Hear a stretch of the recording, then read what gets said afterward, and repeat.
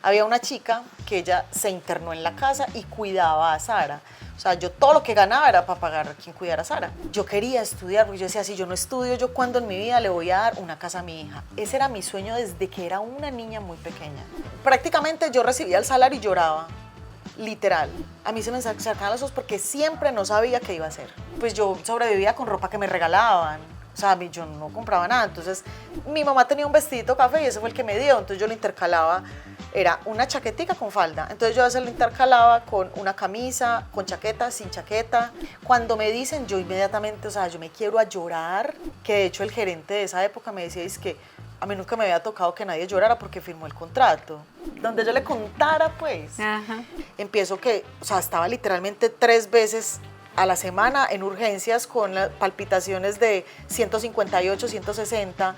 Yo decía, me voy a morir. Yo decía, yo me voy a morir acá. Porque a mí me decía, cuando iba a urgencias, me decían, las palpitaciones están demasiado, o sea, usted tiene que calmarse, ¿cierto? Ajá. Relájese. O hay que mandarle medicamento, pero no se puede estresar. Y yo decía, pero yo estoy de verdad tratando de hacerlo, pero químicamente pasaba algo que ¡pum!, me disparaba y no lo lograba. Lo que te pasa y lo que te está dando es porque tu cerebro libera, ¿cierto? Está siempre en modo defensivo y por eso te dan las taquicardias, te puede dar un infarto, entonces necesitas medicación y porque uno no puede vivir con esa angustia todo el tiempo, ese miedo que te quema como por dentro todo el tiempo. Yo decía, ¿por qué siento miedo si yo nunca le tuve miedo a nada?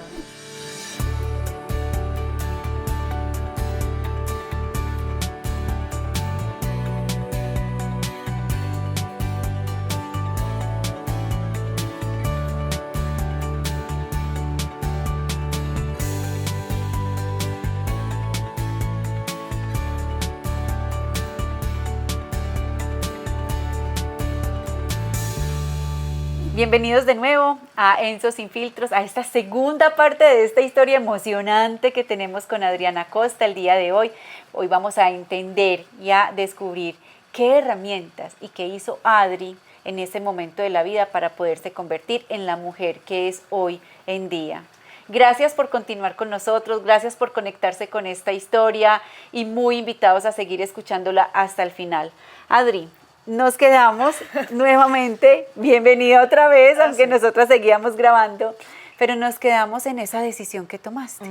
Nos quedamos, entonces tenemos que se había terminado ya y que no quedaste seleccionada, entonces quedaste en el aire. Y ya habías tomado y ya me estabas casada, ya estabas viviendo sola. ¿Qué pasa contigo?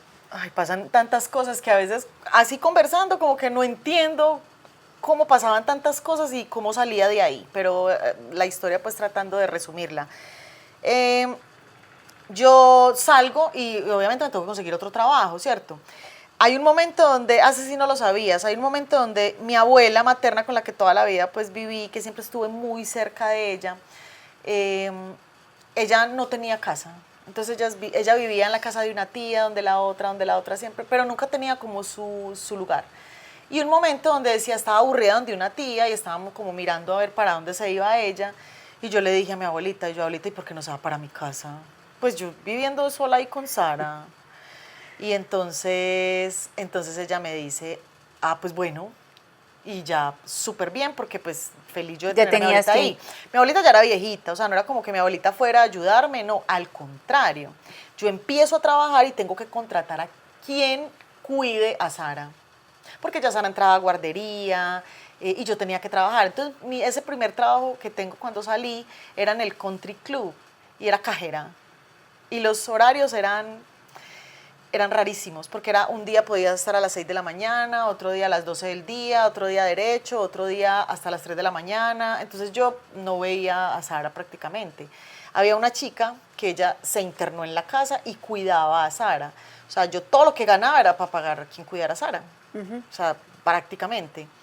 Y como allá comía y todo, entonces necesitaba mucho, tenía uniforme, pero yo necesitaba hacer esa carrera, o sea, yo necesitaba trabajar, ¿sí? Claro. Entonces yo arranco allá, mi abuelita vivía en la casa, entonces había mucha familia por ahí cerca que iba, la visitaba y no sé qué tal cosa, entonces yo me sentía tranquila, o sea, yo prácticamente en la casa solo dormía. Y esa angustia del trabajo, del estudio, perdón, yo quería estudiar, porque yo decía, si yo no estudio, ¿yo cuándo en mi vida le voy a dar una casa a mi hija? Ese era mi sueño desde que era una niña muy pequeña. Yo decía, yo lo que más quiero lograr en mi vida es tener una casa. Eso es lo que yo más soñaba en mi vida. Y claro, eso yo lo tenía súper en la mente, pero yo sabía que si yo no estudiaba, yo no iba a lograr tener una casa o darle lo que mi hija necesitaba.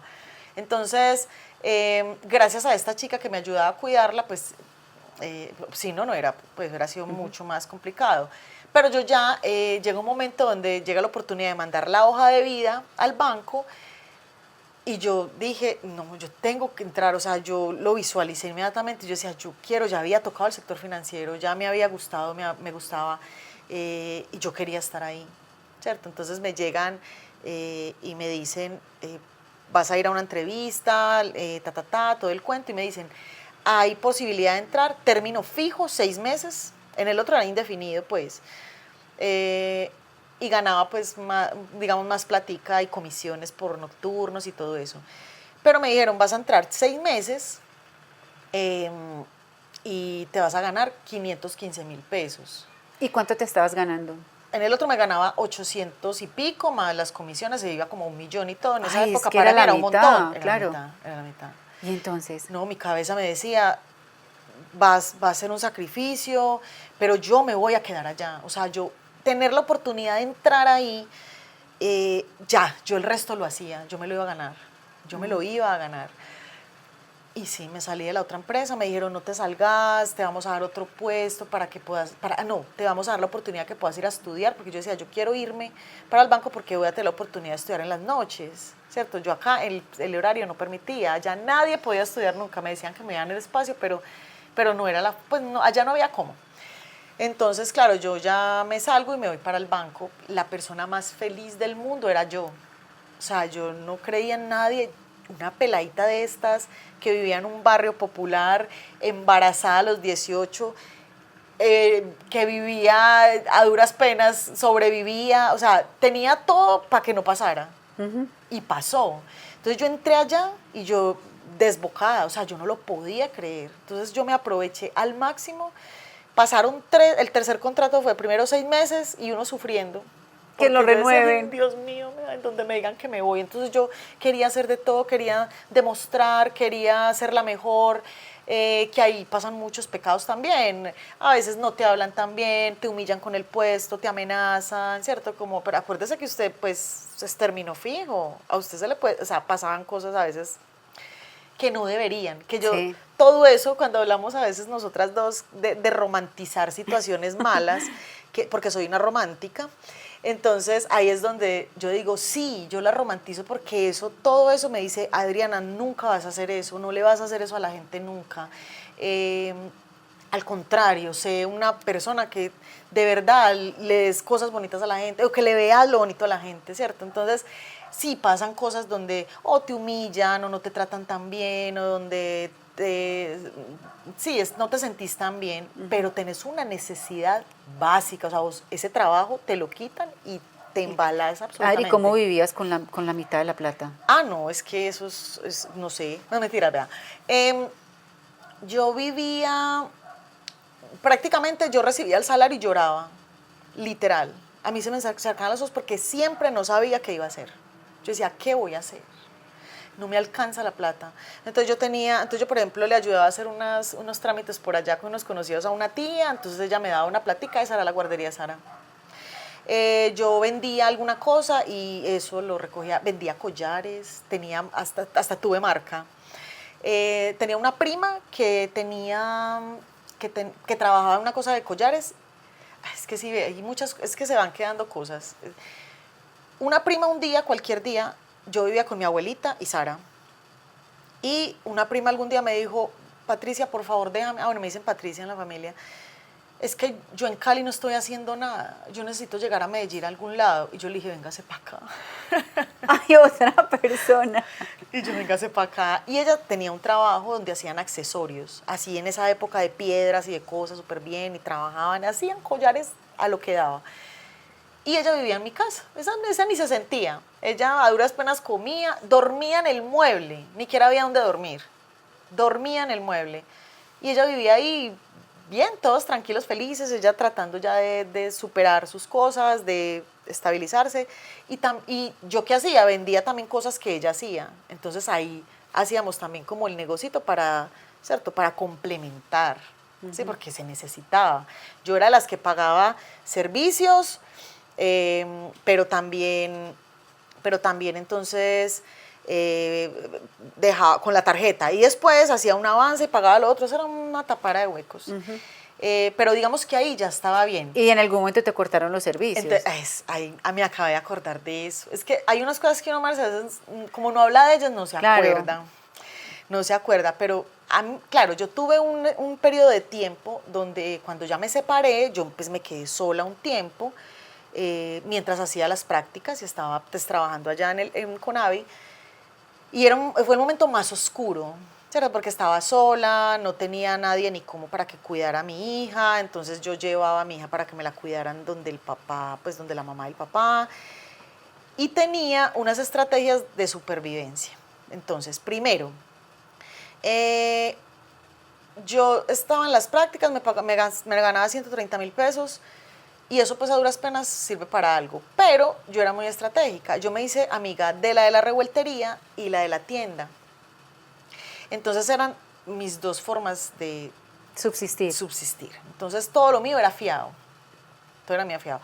Y en la revueltería ellos tenían niños, entonces cuando yo llegaba del trabajo, yo le decía, deje que la niña se vaya para la casa. Entonces Sara jugaba con la hija de ella, ya no la tenía ahí en la revueltería, y a lo que llegara pues ellas jugaban, y ella me entregaba algunos alimentos, ¿cierto? Algunas verduras y todo. Entonces yo hacía lo que hacía pues de cocinar, lo que comíamos, y una parte la guardaba y se la daba a ellas también. Entonces era como una ayuda mutua. Y el esposo de ella tenía un taxi, entonces él me fiaba todo. Si yo necesitaba mandar a Sara para donde la abuela mientras yo iba a trabajar, él me hacía el favor de llevarla. Entonces yo al final, cuando llegaba y me daban alguna plata o recibía algo, todo por lo regular era para pagárselo a él, o lo pagaba con favores, ¿cierto? Entonces le cuido a la niña, le hago un almuerzo, todo era así. Todo era así. Vendía cosas también. Y la de la tienda lo mismo. Yo empecé muy estratégica porque yo decía, ¿cómo hago para que me fíen? A mí no me conocen. Entonces yo llegué un día, compraba allá, iba comprando alguna cosita, y un día dije, ay, iba a comprar una bolsa de leche y no tengo la plata, ¿se la puedo traer mañana? Yo sí tenía la plata, pero empecé a crear esa relación y yo dije, mañana se la traigo para que ella confiara. Y al otro día, vea lo que le debía de la bolsita de leche. Después a los días, ay, de pronto usted no, porque yo veía que ella fiaba, de pronto usted no me puede fiar 2 cositas que necesito.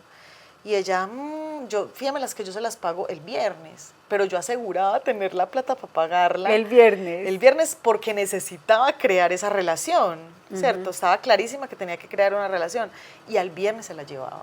Y ya después pasamos a que le pagaba a cada mes, o cuando tuviera plata. Entonces fueron unas relaciones súper importantes después de que yo me fui allá. Yo mucho tiempo volvía, iba, les llevaba aquí un detallito, nos encontrábamos, y gente pues que me ayudó mucho, que fueron como angelitos en esa época. Entonces yo sobrevivía así, era eso, como creativa en la cocina, fiando cosas, yo te cuido, yo te vendo, para poder subsistir. Eso fue antes de que ya llegara mi abuelita a la casa, ¿cierto? Sí. Que ya me había establecido en un trabajo, porque es que yo en ese periodo de tiempo estuve sola y sin trabajo, que ahí fue donde te conté la historia de la quitada de los servicios, que yo tenía una amiga. A mí se me acumulaban a veces 2 meses de servicio, 3 meses de servicio, porque literal no tenía con qué pagarlos, pero a veces me daban una liguita a la familia, o a veces vendía algo, bueno. Y un día cualquiera, una amiga, mi mejor amiga, conoció a alguien y hizo lo mismo que hacía yo con la tienda, pero este sí lo hizo mal. Y fue una época que pasó con muchas personas. Le decía, yo trabajo en el EPM y a nosotros nos hacen un descuento del no sé cuánto % por los servicios, pero tenemos que pagarlo con efectivo. Entonces, por decir, yo debía 300.000 pesos de servicio, me iban a costar 200.000. Yo decía, 100.000 de ahorro, lo que yo podía hacer con 100.000 pesos. Milagros. Entonces yo decía, claro, pues obviamente. Entonces mi amiga lo hizo, lo pagó, todo salió súper bien, y ella dijo, encontré, mejor dicho, la gallina de los huevos de oro. Puedo entregarle 200.000, me ahorro 100.000, una belleza. Entonces ella me dijo con todo el amor del mundo,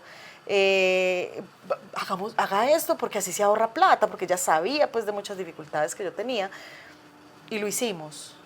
Y adivine qué pasó, se robaron la plata y me quedé sin servicios. Y sin plata. Y sin plata. Y sin plata porque para hacer eso hice un avance en la tarjeta. Ay. O sea, sin plata, con deuda, con todo.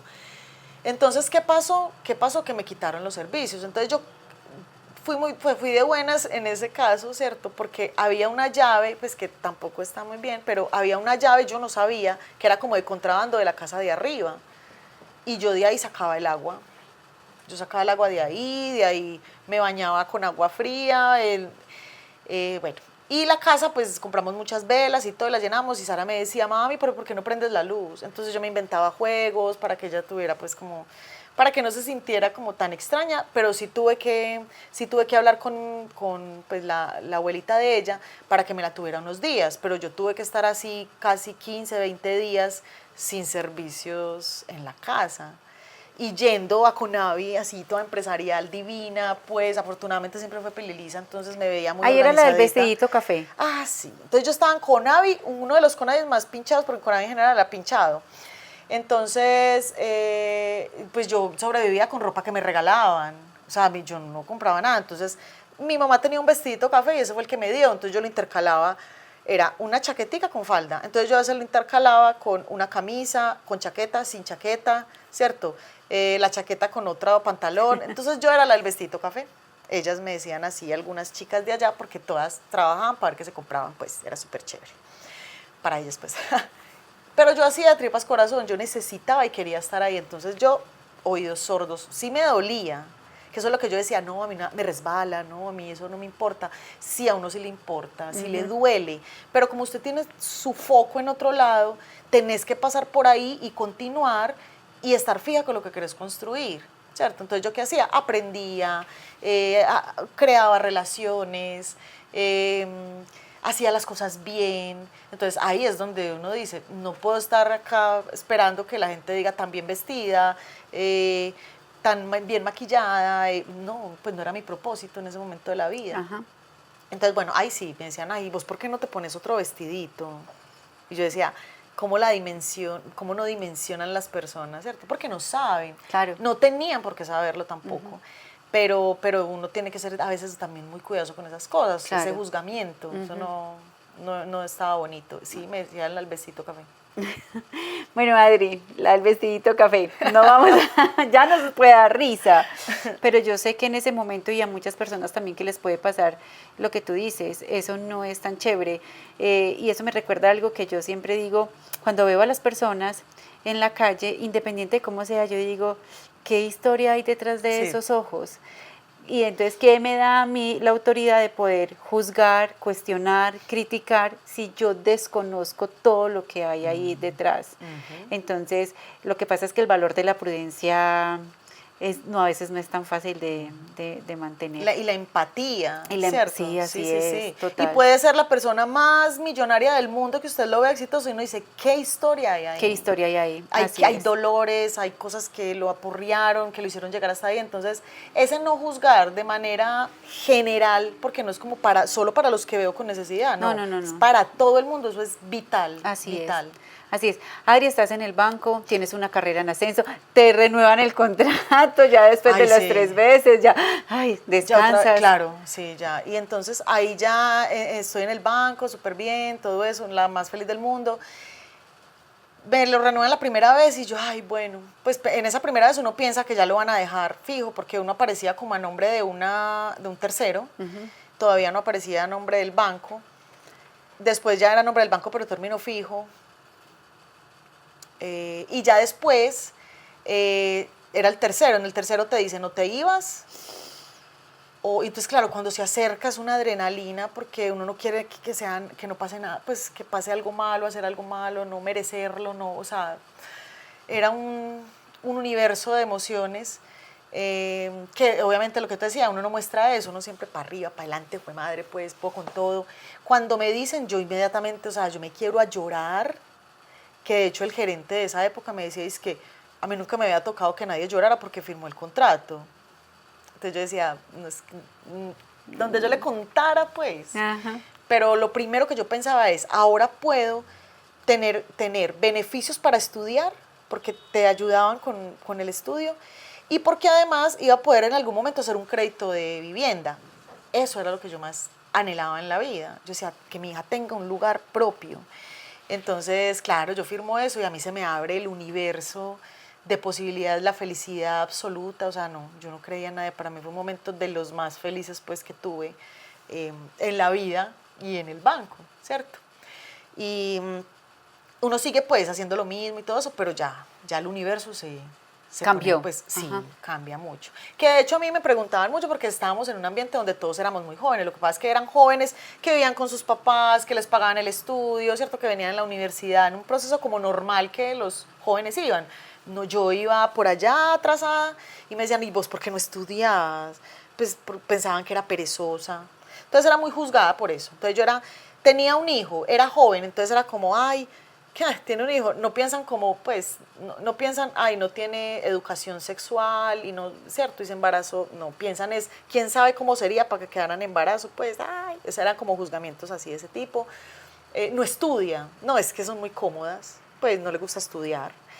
Entonces son juzgamientos, entonces me perseguían mucho como esos juzgamientos, pero porque la gente no conoce tu historia. Entonces también eso también hace mucho que uno con el tiempo, cuando calla tantas cosas, explote en otras.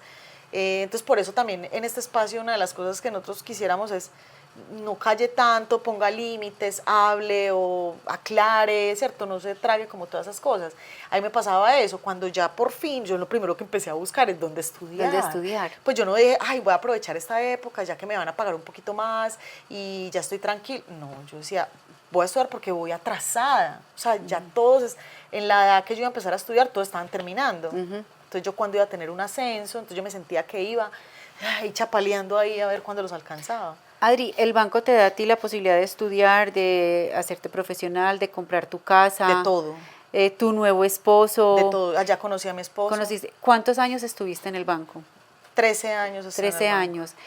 Momentos, de los momentos más felices de tu vida. ¿Y en qué momento dices que ya no quieres estar ahí? Yo pasé por muchos lugares en el banco, siempre, y si alguna vez me encuentro con personas en el banco, siempre me recuerdan como, ay no, Adri siempre tan feliz, tan creativa, todo, ay, cómo pasábamos de bueno, ay no, la persona más feliz del mundo, o sea, de verdad. Y tuve un momento de quiebre, o sea, había cambiado de área, habían cambios y situaciones dentro del área que no me hacían sentir muy cómoda, pero era normal, o sea, a mí me pasaban esas cosas y yo siempre lo tomaba de la forma más positiva y salía de ahí.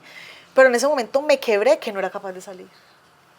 O sea, yo sentía como una muerte interna porque estaba desconectada emocionalmente del banco. Y me daba mucha tristeza, porque yo decía, pero ¿por qué? Si yo amaba cada rincón, ¿qué me está pasando? Entonces empiezan un montón de incógnitas donde me empiezo mentalmente y físicamente a deteriorar.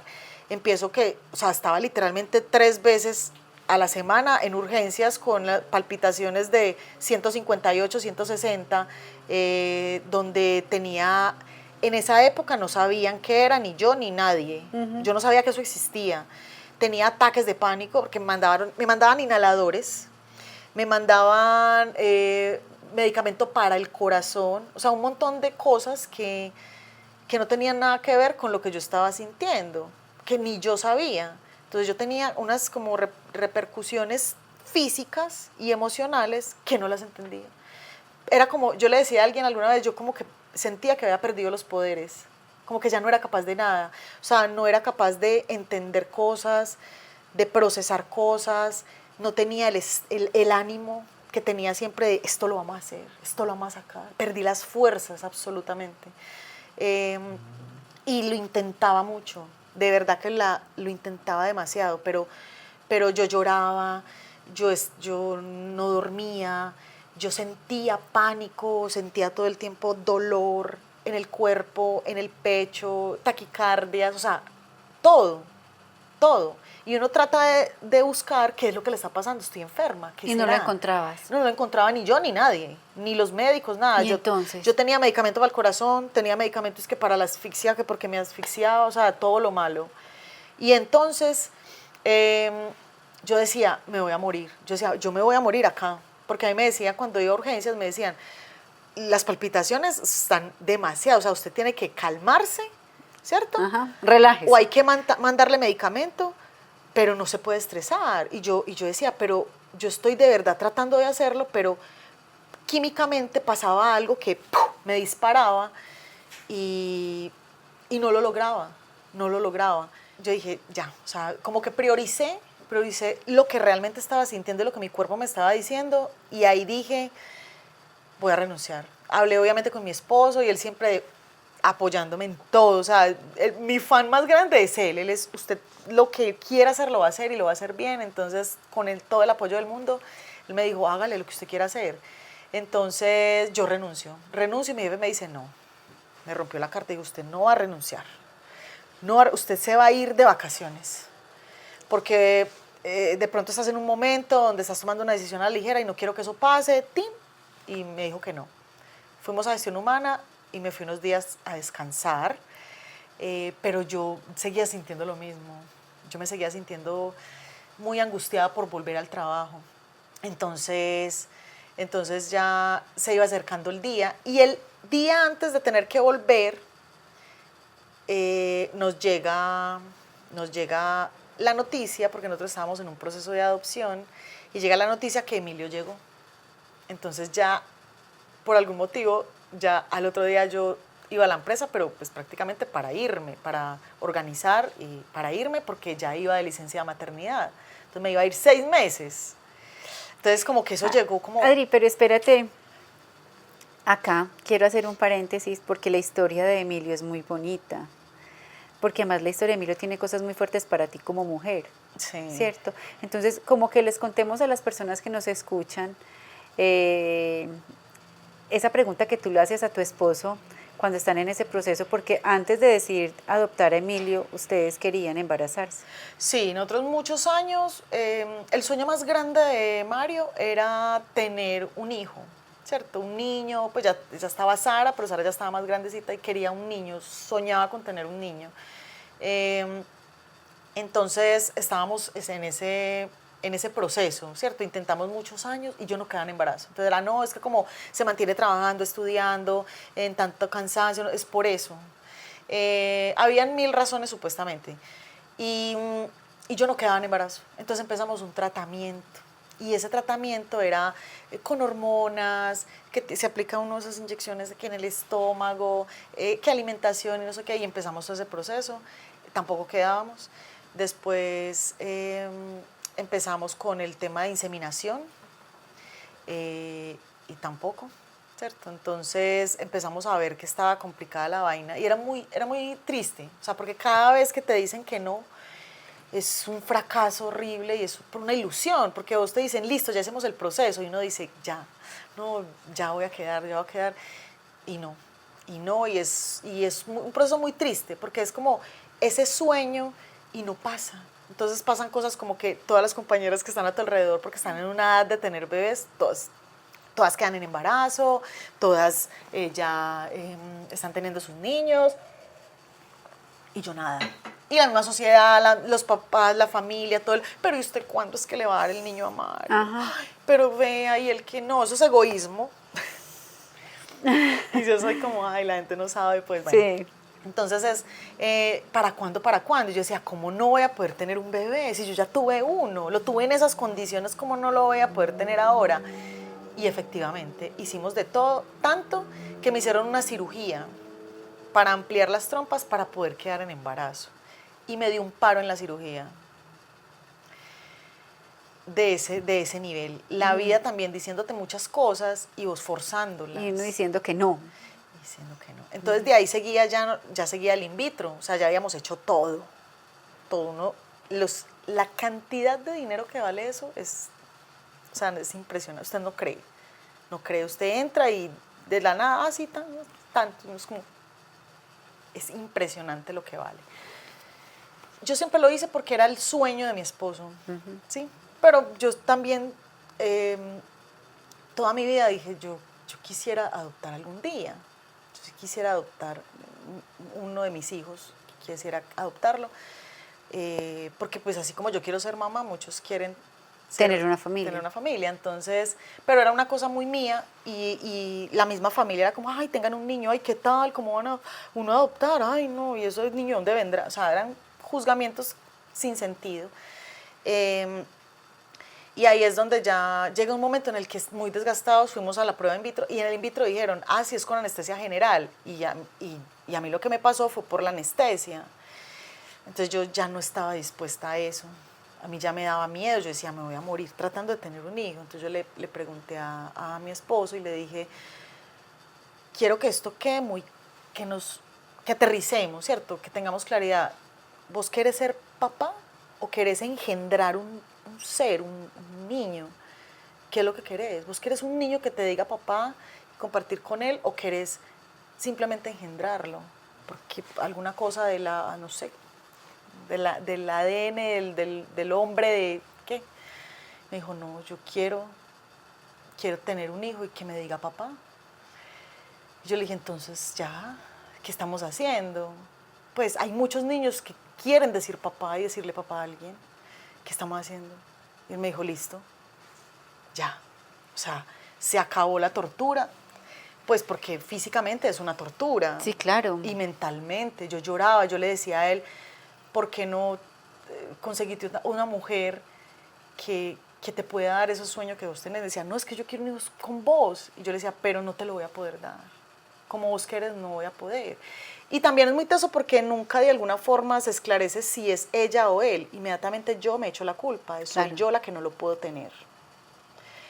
Que eso es un cuestionamiento que después viene cuando ya uno es más consciente con el tiempo y dice, ¿por qué vos siempre te echas la culpa de todo? ¿Cierto? Que de alguna forma es algo que pasa siempre. Entonces empezamos el proceso, se demoró 2 años y dio justo en ese momento cuando yo me quería ir, me mandaron de vacaciones, pues de vacaciones unos días y llegó Emilio. Entonces llega Emilio y ya tenía 6 meses, digámoslo así, para restablecerme, establecerme, pensar, de ver cómo surgía todo, porque ya esto era un proceso que requería toda nuestra atención.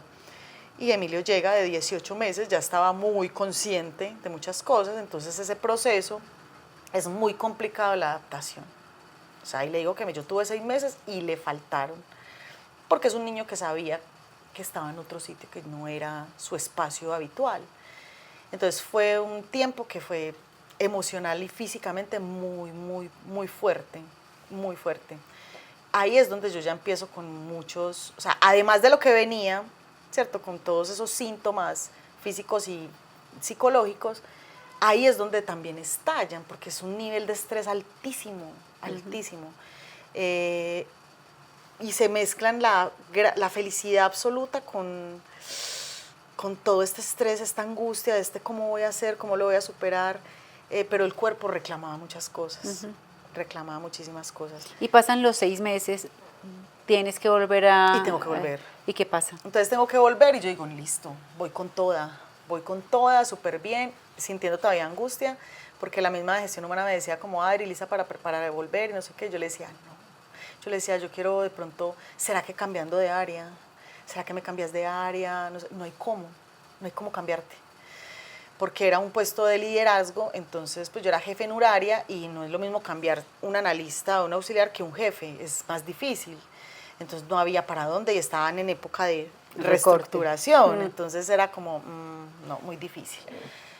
Entonces bueno, ya vuelvo y empiezo como de a poco, pero otra vez vuelve lo mismo. O sea, yo arranqué súper bien con un proyecto excelente, y empieza otra vez, estoy nuevamente como con esos síntomas, con esa tristeza. Yo dije, definitivamente yo me tengo que ir, porque empecé muy, muy angustiada, con muchos temas físicos.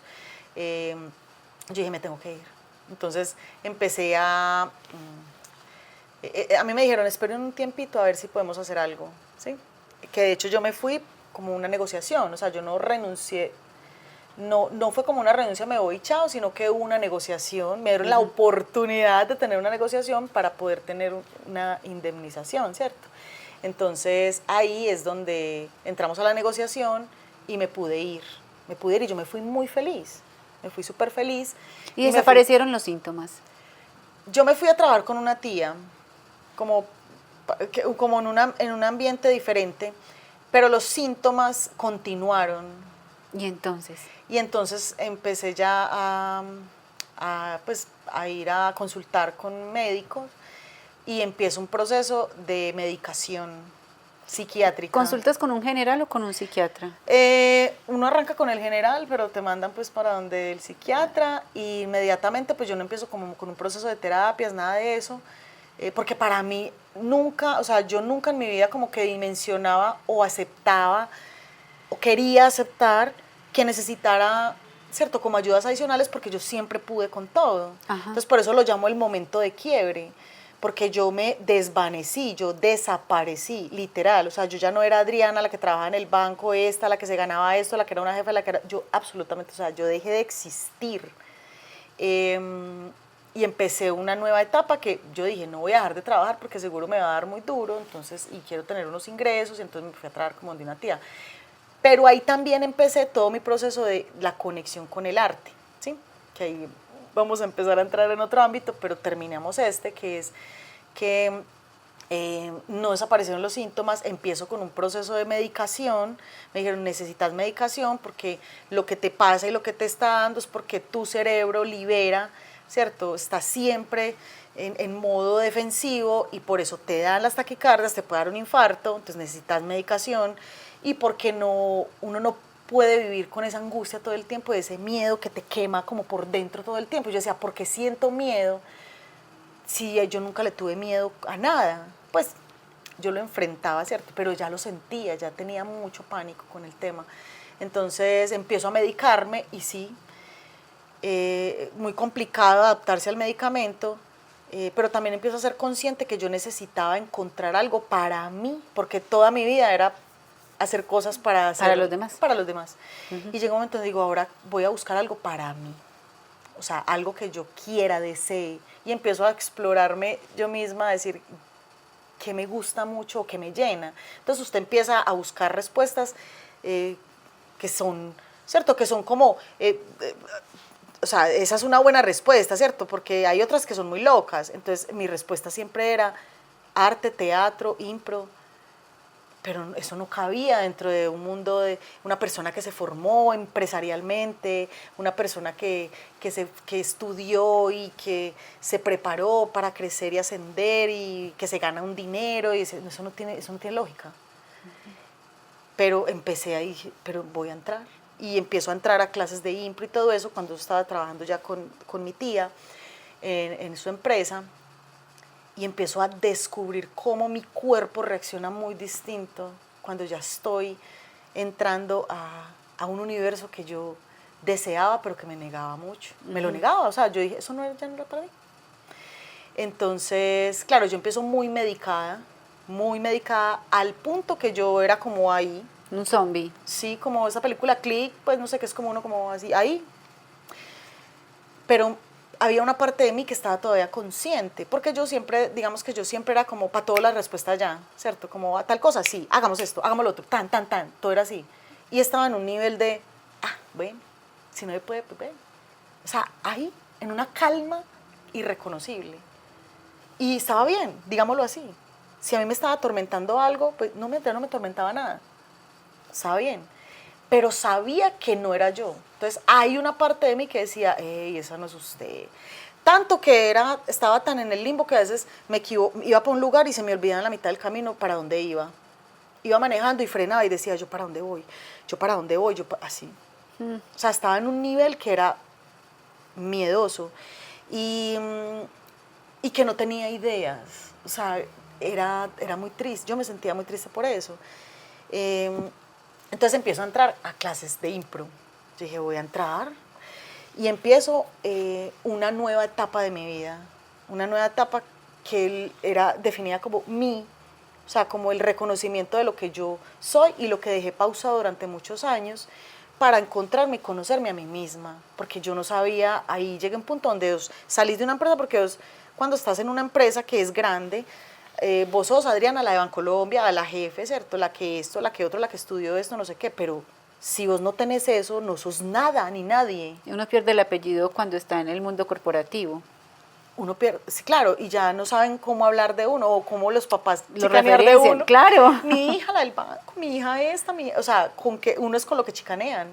Entonces uno pierde todo eso. Pero yo dije, no, ya no me va a importar. Quiero entrar a esto. Tanto que en mi primer clase, la gente se presentaba, hola, soy no sé qué, trabajo en tal empresa, ya, es como quien dice, esta soy yo, este soy yo, y tráteme de ahora en adelante así. Y yo llegué, lo primero que dije, soy Adriana, no dije que era esto, que había estudiado esto, que había trabajado esto, que tenía hijos, que tenía esposo, no dije nada, dije, mucho gusto, soy Adriana Costa. Esto es lo que hay. Esto es lo que hay, porque si usted no sabe quién soy yo menos. Entonces, bueno, y entro a permitirme cosas yo misma. Que de hecho mi primer profe, que está en uno de estos podcasts también, fue Felipe Jaramillo, que fue mi primer profe de impro. Y la primera pregunta que nos hizo en algún momento, yo no sé si él todavía se acordará, es, ¿usted por qué está aquí? Y yo me fui y pensé por ahí una semana. Porque estaba buscando la respuesta correcta, o sea, tengo que dar una respuesta, o sea, wow, porque todo me acostumbré a que tenía que hacerlo bien, perfecto, la mejor respuesta, la mejor, la más, o sea, tortura china. Y yo lo único que sentía era que yo tenía una necesidad de sentirme libre. O sea, yo quiero sentir la libertad. Yo nunca me he sentido libre. Por eso estoy ahí. Entonces, fue lo que busqué y fue lo que encontré. Porque yo arranqué clases de impro pues como en el 2015. Imagínate, ya ha pasado mucho tiempo. 2014, 2015. Y ahí empiezo a descubrir pues que era muy difícil. Era muy difícil. Porque vos ves cuando las personas improvisan, vos ves una magia que pasa en el escenario y vos pensás que es que la gente se para ahí y ya, pero empezás a entender todo lo que debe pasar atrás con vos mismo como ser humano, ¿cierto? Con todo lo que tenés en la cabeza para que eso se dé. Entonces yo quería descubrir qué era, ¿cierto? Yo pensaba como si usted es charrita y usted se para ahí, eso va a ser lo máximo. Pero empiezo a entender todo este mundo y a darme cuenta que todas las respuestas estaban ahí, todas. Entonces, una de las primeras cosas que hice fue, porque estábamos en una actividad donde yo pues, tenía una hora para el medicamento y me estaba tomando el medicamento. Y a mí se me acerca Pipe y me dice, ¿usted qué está haciendo? ¿Y esas pastillas son para qué? Entonces le mostré y me dijo, eso le va a quemar el cerebro. Y yo lo sabía. Y dijo, no tome eso. No es una recomendación, es una anécdota. No tome eso. Y yo decía, es que yo no lo quiero tomar, pero me decían que no lo debería dejar de tomar porque era peligroso. Es peligroso, ¿sí? Y yo las dejé tomar. Ese mismo día las boté. Las boté. Yo pues debía haberlo hecho de otra forma, pero lo hice así. Y seguí con mis clases de impro, conectando. Y empiezo a recuperar mi actividad ¿Y los síntomas cerebral. no volvieron? Cuando empiezo ya a meterme en el tema de la impro, a actuar más, a disfrutarlo, a aplicar el método En tu vida. en mi vida, que es todo ese tema del prejuicio, no con vos, date el derecho a equivocarte, atrévase, ¿cierto? Escuche y escuches. Entonces empiezo a aplicar todo esto y empiezo a liberarme de muchas cosas, porque yo lo que quería era pararme allá y sentirme libre de estar pensando, ay, mira cómo lo hace de mal, ay, y ella que era esto y ya no, ay, o sea, que estar preocupada por lo que están pensando los demás no te deja ser, ¿cierto? Entonces, yo quería liberarme de todo eso y cuando empiezo a descubrirlo, empiezo a disfrutarlo, a entenderlo más a profundidad, no como una diversión, sino como una forma de vida, ahí es donde yo conecto totalmente y dejo de sentir los síntomas. Ahí ya no tenía síntomas. Entonces hay una, que eso sí lo sabe más Marce, todo lo que empieza a generar mi cerebro sin necesidad de un medicamento, porque era lo que me hacía más feliz.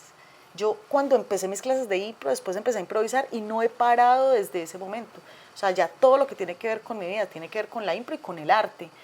Entonces, desaparecer de este mundo corporativo para meterse en el mundo artístico, que después también me doy cuenta que todas las respuestas también las encuentro desde el arte para lo corporativo, o sea, es como un retorno, es como me voy, aprendo, ¿cierto? Lo experimento, me voy, aprendo y vuelvo a lo Al mundo corporativo. corporativo. ¿Por qué? Porque sé qué pasa, porque estamos allá en la parte corporativa, fingiendo cosas que no somos, pretendiendo ser cosas, callando cosas, sufriendo cosas y ocultando lo fantástico que somos cuando somos nosotros mismos. La autenticidad. Y el poder que tiene eso, o sea, la autenticidad y lo que puede lograr con eso. Entonces, cuando yo ato todo lo que va pasando en mis clases, que todas mis clases yo iba, disfrutaba, aprendía, improvisaba, pero todo lo relacionaba con la historia, que por eso ahí romantizo, con la historia lo ataba todo y yo decía, claro, es que la respuesta es esta, o sea, esta es la respuesta para todo esto, entonces, si la gente lo puede tener ya, ¿por qué no ahorrarles todo pues este karma, esta tristeza o estos problemas o estas enfermedades? Entonces ahí es donde ya empieza todo el tema con respecto a el arte y la impro y desaparecer del mundo corporativo, porque me dediqué como al escenario, a aprender, a experimentar y a sentirme absolutamente Libre. tranquila y feliz y libre de ser ahí, en el escenario. Eso es... Adri, ya llevas 10 años dedicada a este mundo. ¿Han vuelto a aparecer los síntomas? Los síntomas no desaparecen, que eso también es otro mensaje importante, y es que uno piensa que ya tiene todo solucionado. Los síntomas sí aparecen, ¿sí? Pero hay una gran diferencia ya, y hay una historia, y es que ya reconoces momentos donde sientes cosas. Pero ¿Qué hace que el síntoma aparezca? la ansiedad, el estrés, los cambios, como a todos, ¿cierto? Porque a veces piensan y dicen, es que nos van a venir a hablar del cambio, entonces piensan que todo es súper fácil. No, sí son procesos. El cambio viene, te aborda, te descompone, te desestabiliza, pero cuando entendés que es un proceso normal, sabes que vas a salir, empiezas a confiar mucho en vos, que eso también es muy bonito. Es decir, me estoy sintiendo así, tengo esta situación, no sé qué voy a hacer, pero sé que voy a lograr algo. Y logras identificar ya en vos el síntoma cuando está sucediendo. Sí, claro. ¿Qué pasa? ¿Qué pasa física, mentalmente? Pasan muchas cosas, pasan estas crisis de ansiedad, taquicardia. Lo hablábamos en un podcast con un psiquiatra y es que ¿es un infarto o es una crisis de ansiedad? Sí. Porque tiene toda la sintomatología de un infarto, la única diferencia es que el corazón no está sufriendo un infarto, pero uno sí piensa que... Pero los síntomas son iguales. Son iguales. Sí, la respuesta a la pregunta que me estás haciendo es que, claro, para mí, o sea, esto ha sido súper difícil y complicado de aceptar. Y yo que estoy en el mundo del universo de la impro, que es la aceptación, entendiéndola como un regalo, ¿sí? Ha sido súper difícil aceptar que a mí me dan ataques de pánico. O sea, a mí no me cabe en la cabeza, cuando no los tengo o cuando no los estoy sufriendo, que un ataque de pánico le dé a uno. O sea, tuve que investigar, leer, que me hablaran los médicos para yo entender que tengo un problema y me dan ataques de pánico y que no los puedo evitar. Los puedo controlar ya entendiéndolos, ¿cierto? Sabiendo cuándo se van a dar, porque ya empieza uno a sentir físicamente cuándo le va a dar, ¿sí? Empieza uno dice, estoy cerca, yo ya sé que me va a pasar. Tu pareja también entenderlo, porque es un momento de pánico, ¿cierto? Un momento, porque es literal, el dolor en el pecho, no poder respirar, te tiembla todo el cuerpo y si alguna vez, pues si no han visto cómo es un ataque de pánico, que yo no lo había visto nunca hasta que no lo viví, es muy inexplicable, pero también es muy bello saber cómo el cuerpo te dice, hey, o sea, ya, o sea, calma, porque si no, entonces, ¿qué? O sea, es como que te frena. Entonces sí aparecen, pero hay cosas buenas ahí, es que ya entiende uno cuándo viene o cuáles son las situaciones que lo pueden disparar, cómo me hablo a mí misma, ¿cierto? Y cómo lo enfrento, cómo enfrento esos momentos que son como que me desestabilizan y cómo lo enfrento ya con muchas herramientas que en el camino se van recogiendo. ¿Qué herramientas tengo yo todo el tiempo? Siempre la impro. La impro que la gente, si mucha gente no sabe qué es la impro, ¿cierto? En la improvisación no es hacer cualquier cosa. eso no es la impro. Entonces, muy rico cuando empiezo a no entender que tiene una metodología que es súper exitosa en cualquier ámbito, familiar, laboral, todo, tiene un método y tiene unas formas donde vos te das cuenta que sí, o sea, que todo sí se puede lograr, que es posible, que lo más importante es escucharse y escuchar y ver, aceptar lo que hay en tu entorno, darte el derecho y el permiso de equivocarte también como proceso de aprendizaje, no juzgarte y no juzgar al otro. Entonces, claro, cuando yo tengo ya estas herramientas y las aplico, que parecen tan sencillas, pero las aplico, me estabilizan nuevamente, me estabilizan nuevamente. Entonces yo estoy hoy metida en el universo que se vuelve además de mi trabajo, se vuelve mi propósito de vida, pero también se vuelve una terapia constante, Claro. por todo lo que encuentro ahí, ¿sí? Entonces sí, esa es la realidad. Por eso es importante cuando hay momentos que sentís que no se puede, hablar con alguien, un profesional, y eso lo he venido entendiendo ahora, ya grande, después de decir, a mí, ¿por cómo me va a dar eso? Ay, ¿qué es esa pendejada? O sea, me daba vergüenza aceptar Claro. que tenía crisis de ansiedad, que tenía un ataque de pánico, que estaba enferma, que tomaba medicamentos. Hoy aquí ustedes son los que se están dando cuenta, esto no lo sabe ni mi mamá, nadie, nadie sabe esto. Entonces, bueno. Adri, ¿cómo te sientes hoy? Pues, y además en este espacio que nos acabas de contar todo esto. Me siento en este momento, siento la libertad de contar cualquier cosa, ¿sí? Siento que mostrar mi vulnerabilidad, que fue el propósito inicial cuando te pedí que me trajeras, tiene mucho que ver con lo que hago y es que yo me doy cuenta desde el arte, sobre todo, no solo desde la impro, desde el arte, que el actuar es muy importante. Y si yo quiero algo, tengo que ir por ello, ¿sí? Entonces, detenerme y quedarme paralizada no va a permitirme nada en la vida. Entonces, yo cuando dije, quiero hacer algo, quiero hacer esto, yo dije, así me dé susto, así me dé miedo, le voy a decir. Le voy a decir porque yo quiero.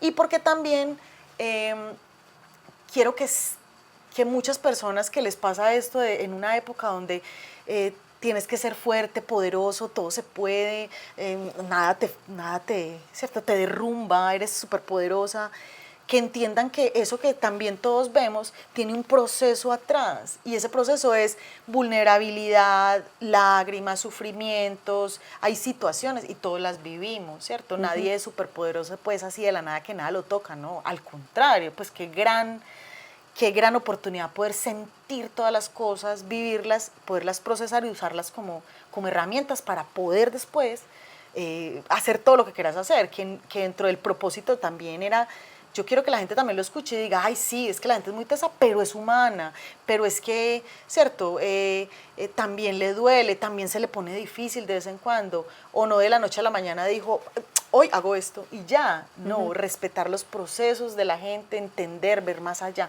que eso me parece súper valioso, ¿cierto? Como ver a alguien, cuando hablamos ahorita de los juzgamientos, ver a alguien desde los ojos de cuál es su historia y no de, ay, pues es una líder de yo no sé qué, o es un directivo de yo no sé qué, o es ¿cierto? Una persona famosa, ¿cómo hizo para llegar allá?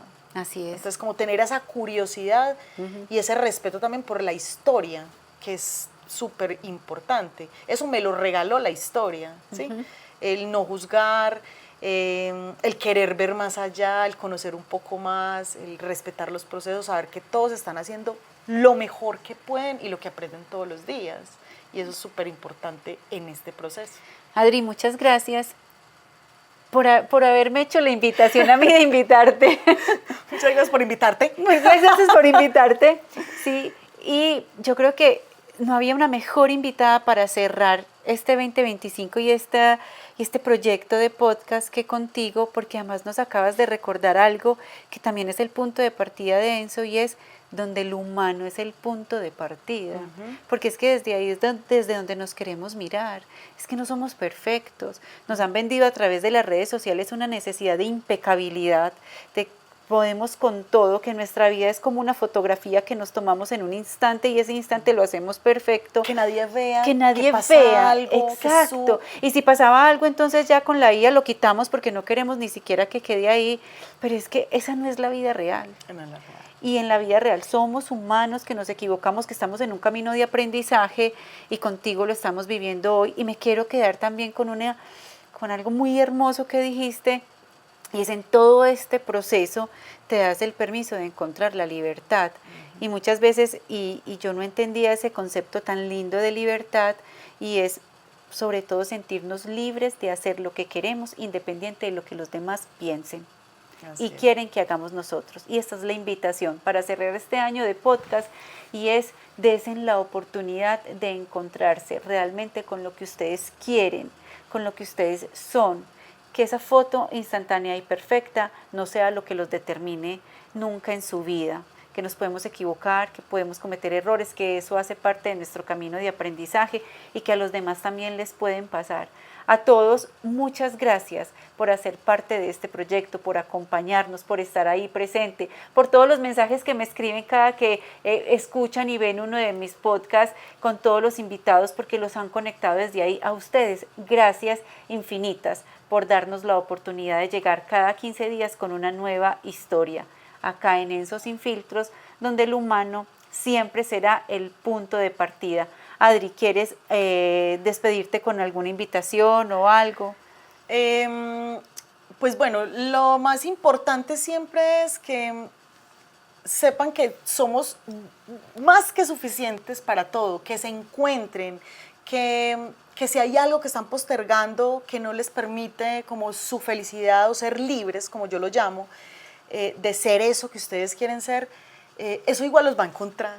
A uno lo encuentra desde una enfermedad, desde una condición, pero ya hay gente que de pronto ha pasado por ciertas situaciones, y eso es lo que les va a ayudar a ustedes a encontrarse. O sea, encuéntrense ya, escúchense. La autenticidad es lo que les va a permitir, de hecho, conectar más, estar viviendo los papeles y las vidas de otras personas, de como supuestamente deberíamos ser. Eso nos aleja más de lo que somos nosotros y de nuestra propia humanidad. Entonces la invitación es eso: sea auténtico, porque todo lo que tenemos ahí que nos conecta con la humanidad es más que suficiente, y de ahí van a lograr todo lo que ustedes quieran. No vamos a vivir vidas de otros ni papeles de otros. Hay que ser hoy, disfrutar hoy, escucharnos hoy, y a vivir la impro todos los días, que eso lo digo también siempre, es vivir la impro, que es escucharse, no juzgar, ver lo bonito, ver lo posible, y no se callen, háblense. Es como en general. Adri, muchas gracias. Adri, mil gracias por habernos acompañado, por haberse invitado, y a todos mil y mil gracias. Hasta que nos volvamos a encontrar con con una nueva historia tan inspiradora, quizás como la de Adriana, y hasta que ustedes también sean nuestros invitados. Y Marce, no la voy a dejar ir, o sea, y agradecer a Enso y agradecerte a ti por permitir estos espacios, porque siento que eso que me pasó a mí le va a seguramente estar pasando a otros, y dice: yo ¿por qué no hablo de mi historia? ¿Por qué no me permito ser vulnerable? ¿Por qué no me permito, cierto, como mostrar que no todo es tan perfecto? Eso, abrir este espacio, que realmente eso fue lo que me conectó de estos podcasts, es como ver esa humanidad detrás de esos profesionales que admiro tanto, y aprender de ello. Entonces fue una oportunidad de aprender y ya entrar también, y recoger, porque esto, de hecho, esto para mí es un logro grandísimo. O sea, poder hablar de mí, de mis cosas, de mi historia, es un logro que nunca se había podido, y tengo ya mis años, eso tiene filtros. Aunque no lo crean. Aunque no lo crean. Adri, muchas gracias a todos, muchas gracias, y hasta que nos volvamos a encontrar en un próximo episodio. Chao.